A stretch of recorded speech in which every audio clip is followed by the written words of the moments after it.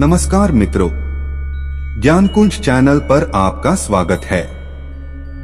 मित्रों, पूर्व जन्म के कर्मों से ही हमें इस जन्म में माता पिता, भाई बहन, पति पत्नी, प्रेमिका, मित्र, शत्रु, सगे संबंधी इत्यादि संसार के जितने भी रिश्ते नाते हैं वे सब मिलते हैं, क्योंकि इन सबको हमें या तो कुछ देना होता है या इनसे कुछ लेना होता है।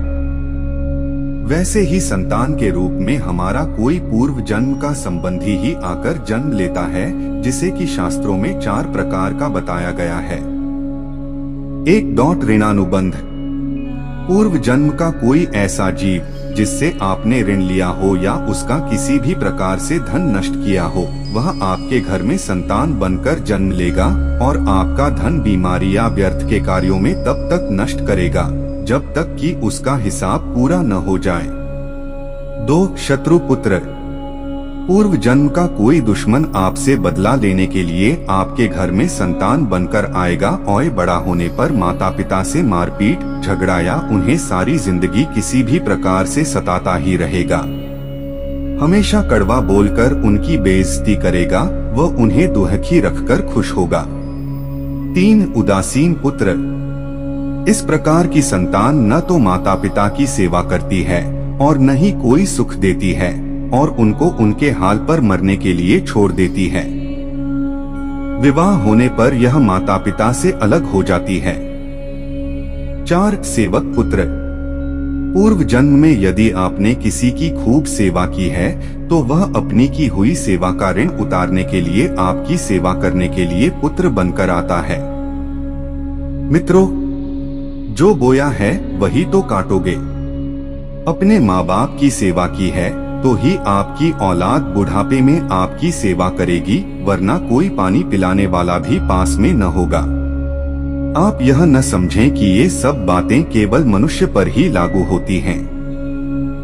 इन 4 प्रकारों में कोई सा भी जीव भी आ सकता है। जैसे आपने किसी गाय की निस्वार्थ भाव से सेवा की है तो वह भी पुत्र या पुत्री बनकर आ सकती है।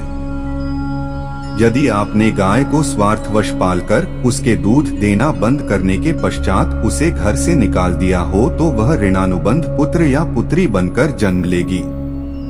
इसी प्रकार यदि आपने किसी निरपराध जीव को सताया है तो वह आपके जीवन में शत्रु बनकर आएगा, इसलिए जीवन में कभी किसी का बुरा नहीं करें। मित्रों, चूंकि प्रकृति का नियम है कि आप जो भी करोगे उसे वह आपको इस या अगले जन्म में वह 100 गुना करके देगी। यदि आपने किसी को 1 रुपया दिया है तो समझो आपके खाते में 100 रुपए जमा हो गए हैं।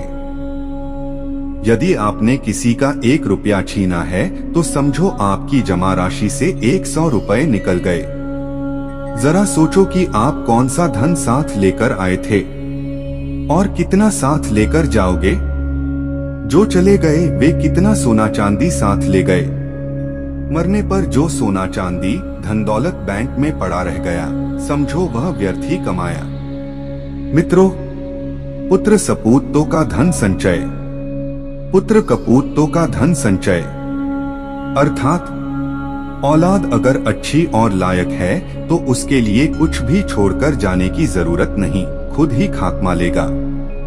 और अगर बिगड़ी और नालायक औलाद है तो उसके लिए जितना मर्जी धन छोड़कर जाओ, वह चंद दिनों में सब बर्बाद करके ही चैन लेगा। मित्रों, अंत में सिर्फ इतना, मैं मेरा तेरा सारा धन यहीं का यहीं धरा रह जाना है, कुछ भी साथ नहीं जाना है। साथ सिर्फ नेकियां ही जाएंगी। वीडियो पसंद आए तो कमेंट में ओम नमः शिवाय अथवा हर हर महादेव अवश्य लिखे। साथ ही चैनल पर नए हैं तो चैनल को सब्सक्राइब करना न भूलें।